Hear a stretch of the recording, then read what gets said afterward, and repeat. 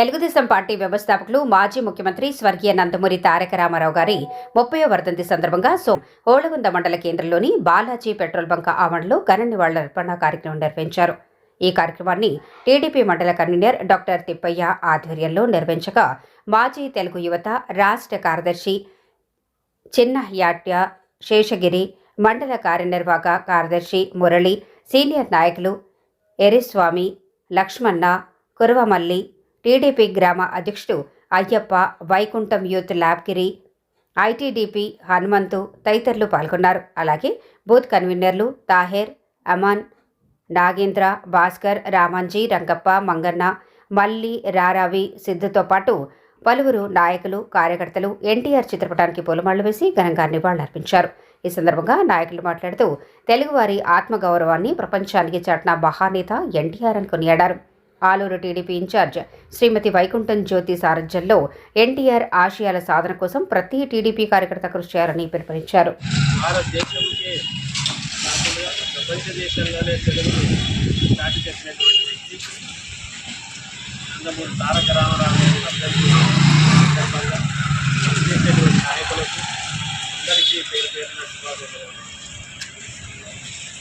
ఎన్టీఆర్ అంటేనే ప్రపంచంలోనే ఫస్ట్ భయానికి తెలుగుదేశానికి దిశానిర్దేశం. ఆయన పెట్టిన పార్టీ ఏ ముహూర్తాల్లో పెట్టాడో కానీ ప్రతి వారి గుండెల్లో ఈరోజు తెలుగువారి గుండెల్లో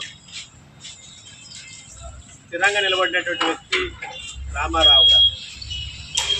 ఆయన అడుగుజాడల్లోనే ఈరోజు మన మాజీ ముఖ్యమంత్రి వర్యులు నారా చంద్రబాబు నాయుడు గారు, అదేవిధంగా ఆయన తనయుడు నారా లోకేష్ గారు ఈరోజు ఈ రాష్ట్ర అభివృద్ధి కోసం వారి వంతుగా కృషి అది చెప్పలేనటువంటి అందరికీ తెలిసినటువంటి విషయమే.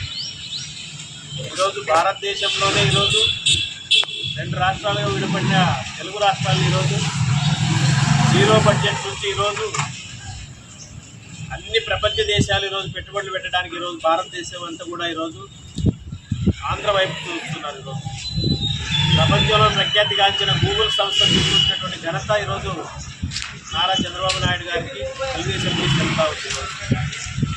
అలాంటి పార్టీలో ఉన్నందుకు మనమందరూ కూడా ఈరోజు గర్విస్తున్నటువంటి విషయం. ఆ రోజు ఏకైక భారతదేశంలో కాంగ్రెస్ పార్టీ మాత్రమే ఈ రాష్ట్రంలో ఈ దేశాన్ని ఏలుతున్నటువంటి తరుణంలో వారికి దీటుగా తెలుగు వారందరూ ఆత్మగౌరవాన్ని ఈరోజు నిలబెట్టేటువంటి వ్యక్తి నందమూరి తారక రామారావు గారు. ఎవరు గుర్తించినటువంటి విధంగా ఆయన ఆ రోజు పేదల కోసం 2 రూపాయల కిలో బియ్యం, ఇల్లు లేని వారికి ఇల్లు, అదేవిధంగా వస్త్రాలు లేని వారికి జనతా వస్త్రాలను పంపిణీ చేసినటువంటి వ్యక్తి నందమూరి తారక రామారావు గారు.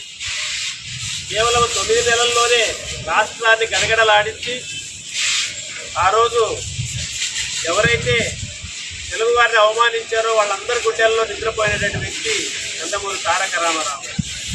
అలాంటి వ్యక్తి మా పార్టీకి వ్యవస్థాపకులుగా ఉండడము ఈరోజు మనమందరం ఈరోజు ఆయన వర్ధంతి జరుపుకోవడానికి ఈరోజు ఆయన చనిపోయినా కూడా అందరి గుండెల్లో ఈరోజు స్థిరంగా నిలబడినటువంటి వ్యక్తి. వారి కుటుంబంలో ఈరోజు నందమూరి బాలకృష్ణ గారు గురుగారు, అదేవిధంగా చాలామంది 2 రాష్ట్రాల్లో కూడా ఈరోజు మళ్ళీ పార్టీని పూర్వవైభవం తీసుకురావడానికి ఈరోజు బీసీల పార్టీ ఏదైతే ఉందో, బడుగు బలహీనం కోసం పాటుపడుతున్నటువంటి పార్టీ ఏదైతే ఉందో అది కేవలం తెలుగుదేశం పార్టీ అని అందరికీ తెలిసినటువంటి విషయం.